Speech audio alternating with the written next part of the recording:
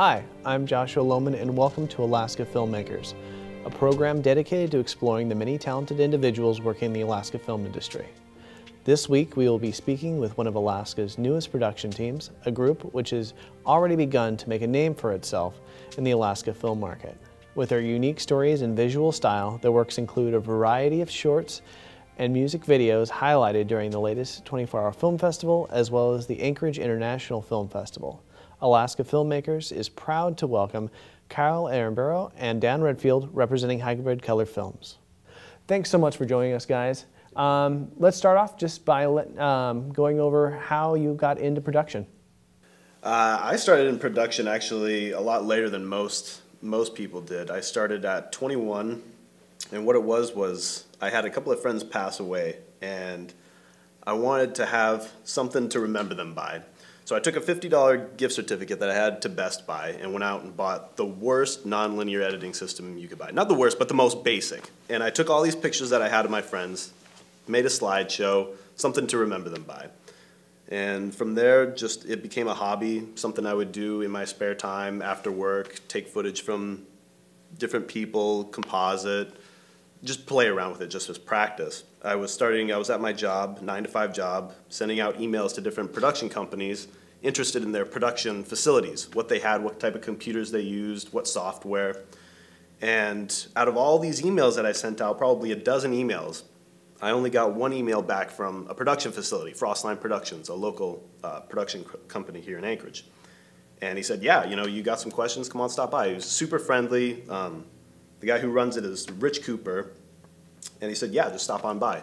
You got some questions, feel free, I'll answer them. So I stopped by, and we hit it off, talked a couple of times on email, on the phone, stopped by his studio. And he was working on a nationwide reality series at the time, Our Five Sons, and he needed an assistant editor. So he basically came to me and said, I need an assistant editor. I realize that you don't have any professional experience, but I'm willing to give you a try.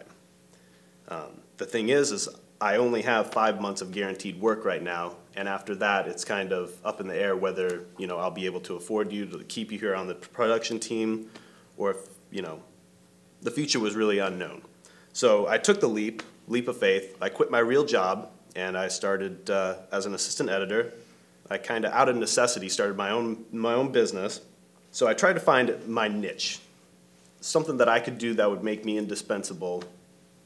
And one of the things that I was really interested in is motion graphics and visual effects. So for the last year, I've just hunkered down, read everything, books, watched tutorials, listened to people in the industry, took notes, read articles, anything I could do to get my hands on it and gain more knowledge. I was all about it. Awesome. How about you, Kyle? I started making films and doing this film thing, from a very young age. I did the same thing you did. I went to, where it was like the BX or somewhere, and I bought, the super low budget, editing software, and I just slowly taught myself how to edit, and it just progressed. It was like cheap edit suite, now a little bit better, and then use the money to buy new things. So, it's always been a passion for me, and started long ago. And I remember like in 7th grade, we had an edit lab. I went to Greening Middle School out in Eagle River, and we had an edit lab, and all my friends would be in the lunchroom socializing and hanging out, and for whatever reason I would be in the edit lab trying to figure out how this machine worked. Like in 7th grade, I have movies and videos that are of me trying to direct, trying to create films at a very young age. And so how I got my start is I basically did that forever. And then one day I decided, or not one day I decided, but basically I was kind of like, working jobs here and there out of high school. I had always kind of had a passion for film, but never really got serious about it. And then a buddy of mine was like, a really good friend of mine was like, I'm gonna go to San Francisco and I'm going to photography school. And they have a film program, so I basically just decided I'm gonna go to film school. And the rest is history. So basically I went to film school, and on a hitch back, I ended up picking up a job at a production company here in Anchorage, the Alaska Channel, which has been one of the greatest experiences. I've learned so much there, and have just slowly built my reel up over time and built my production up, and basically, that's where it all started.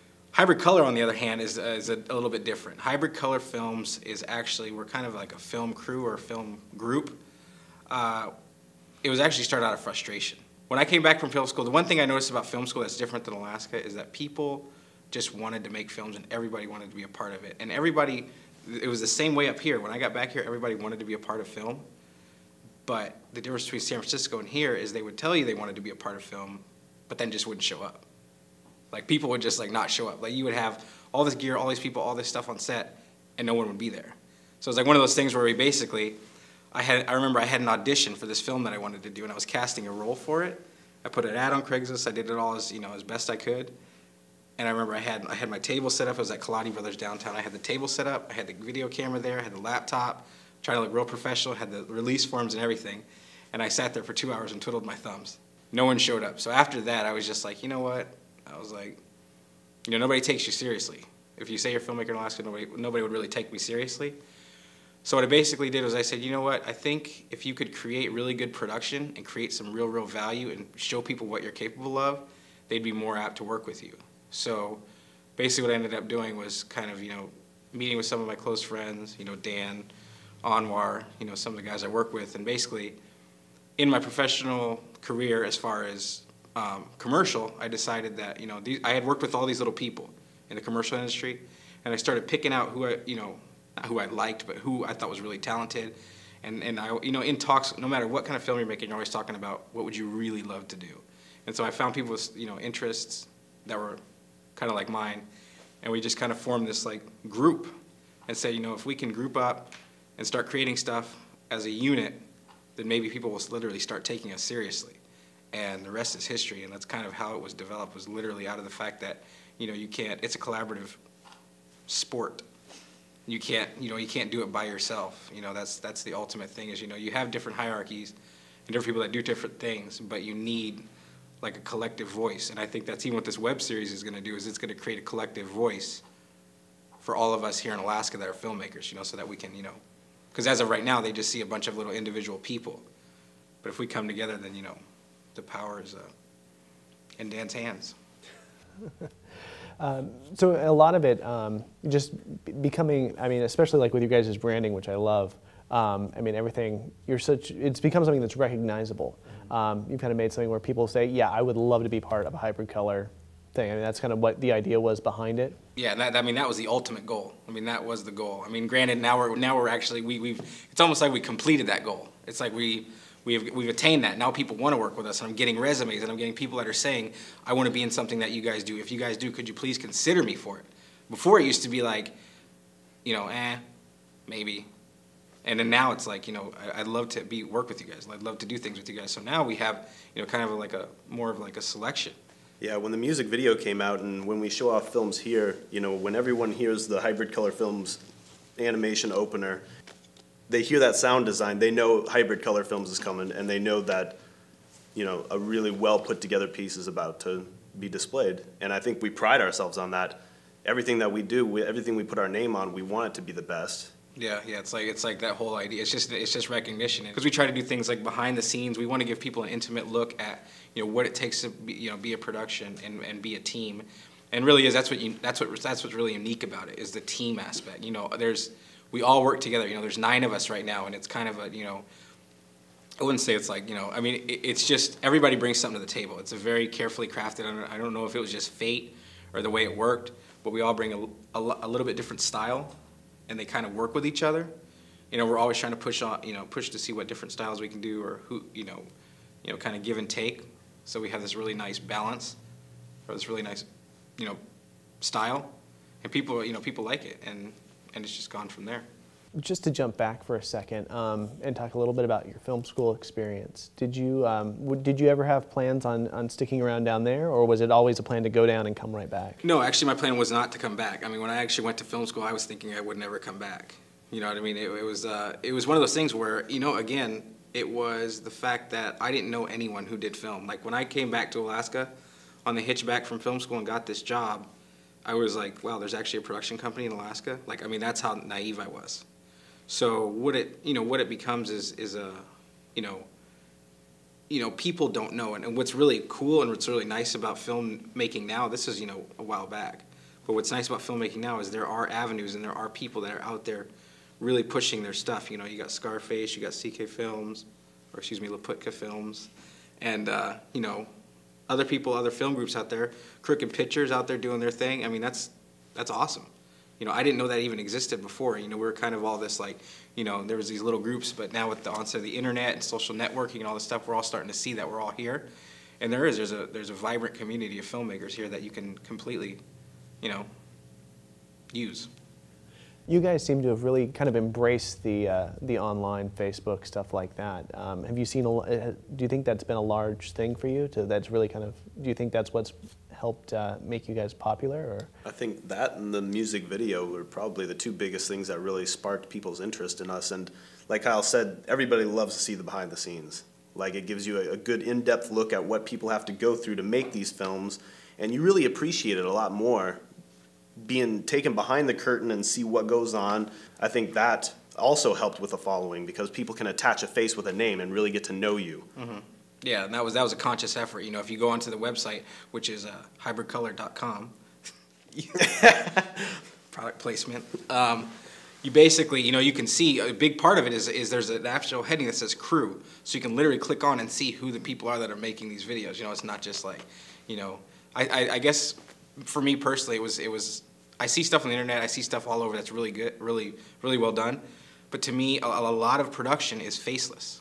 You know, I don't know who made it. You know, if I knew who made it, I'd love to know the story behind their, you know, how their mind works or where they got their start or what they think of, what inspires them. And that's kind of what Hybrid Color Films is like a venue, an outlet for us to, you know, explain to people what inspires us. And what's happening is we're trying to create attention to not only Hybrid Color Films, but to Alaska filmmaking as a whole.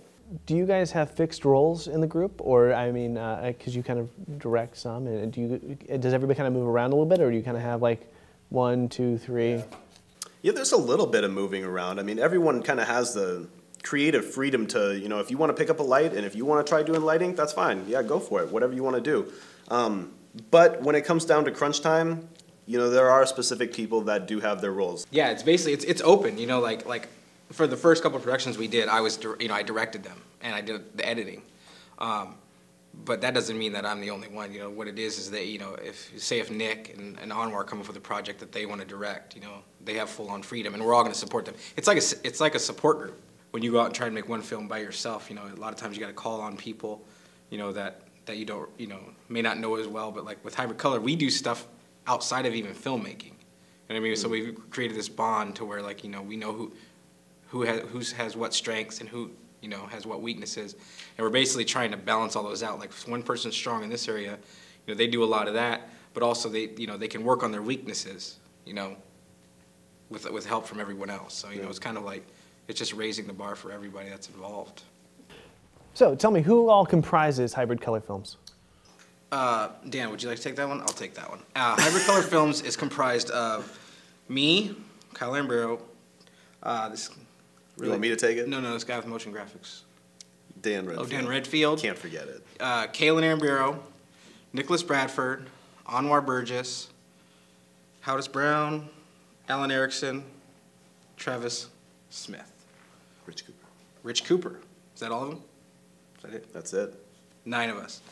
So it's 9 people, and like I said, it's a bunch of people that I've worked with, you know, in the industry that you know, like I said, they're extremely talented. I mean, that's really at the core of it, that's what, you know, Hybrid Color Films is all about, you know, 9 individuals coming together in a harmonious convergence. Thank you, Bryant Maynard gave me that quote, harmonious convergence. But it is, you know, it's like, it's just, yeah, we're just out there trying to make moves and create something new, entertain viewers. At the end of the day, you know, what's the reason that you make a film? You know, if you want to say something and it's not interesting, write it down. If it's visually interesting, you know, make a film.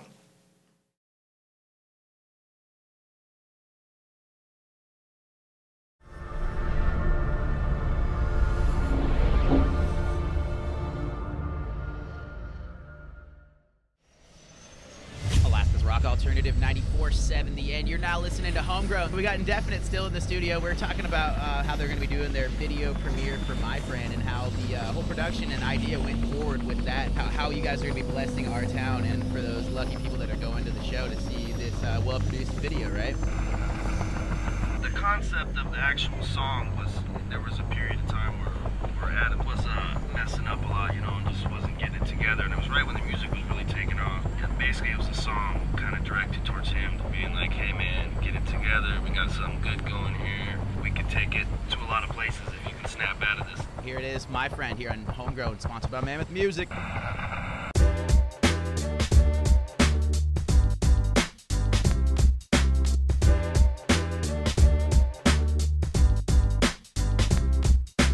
Why you looking at me like you're so surprised?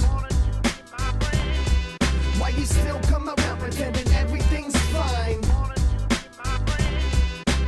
Used to be like you and me, were kicking flows like all the time, ripping shows and packing bars, smoking Joe and macking hard, living the life, but you ain't living it right. It's nice to have a little fame, but you're completely off your game. I got a little boy at home, my only goal to spoil him, keep hundreds in the boiler room for future reference, nurture him. For you, when did it stop being about the music, instead about the girls and the drugs you've been using, the parties you could go through, the Bacardi you could go through? You're old enough, you should know that life is not an obstacle and anything is possible if you're not up in the hospital. And let go of the hostages to keep you trapped in all of this. Try to cure your own disease, ask to get up off your knees. Time to be a man, you see, disappointed to say the least. Hopefully you can find some peace, someday be the man that your seed sees and who your son needs.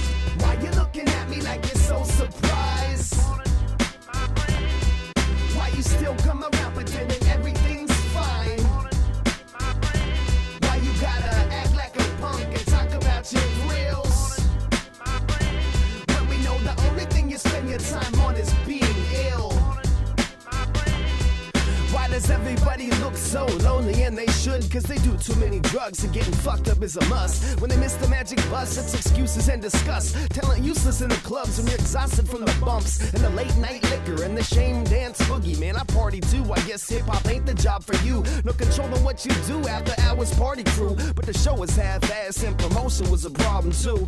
Trying to focus on the future, why you chose to be a vulture when you could have been an angel with clipped wings dodging danger. With a motherfucking cake for these lovers and they mates with their hands up high, put your fist to the sky. If you already know that you're a real ass person and your soul knows hurting from your first year's earthing and you're burning, never learning as you're turning them dirty. Wish you could have got it together in time to enjoy the journey. Why you looking at me like you're so surprised? Why you still come around pretending everything's fine? Why you gotta act like a punk and talk about your thrills? When we know the only thing you spend your time on is being ill. Why you looking at me like you're so surprised? Just wanted you to be my friend. Why you still come around pretending everything's fine? Just wanted you to be my friend. Why you gotta act like a punk and talk about your thrills? Just wanted you to be my friend. When we know the only thing you spend your time on is being ill. Just wanted you to be my friend, my friend. Just wanted you to be my friend, my friend. Just wanted you to be my friend, my friend. Just wanted you to be my friend, my friend.